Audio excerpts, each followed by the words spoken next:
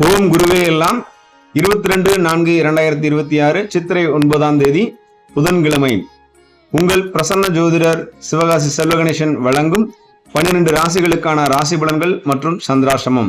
மேசராசி, புதிய திட்டங்கள் வெற்றியை தரக்கூடிய நாளாக அமையும். சுபகாரிய முயற்சிகள் கைகூடும். ரிஷபம், தொழில் ரீதியான பயணங்கள் லாபகரமாக அமையும்.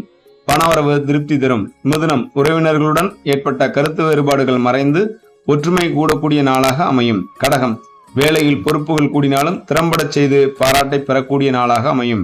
சிம்மம், நீண்ட நாள் விருப்பங்கள் நிறைவேறக்கூடிய நாளாக அமையும். குடும்பத்தில் மகிழ்ச்சி நிலவும்.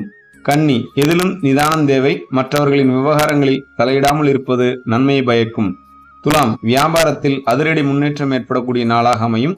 வருமானம் உயரும் நாளாக அமையும். விருச்சகம், தைரியமான முடிவுகளால் ஆதாயம் பெறக்கூடிய நாளாக அமையும். எதிர்ப்புகள் விலகும்.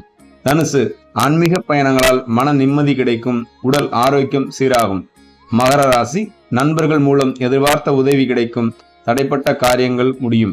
கும்பராசி நேயர்களுக்கு வெளியூர் பயணங்களால் புதிய வாய்ப்புகள் அமையும். அதிர்ஷ்டம் நிறைந்த நாளாக அமையும்.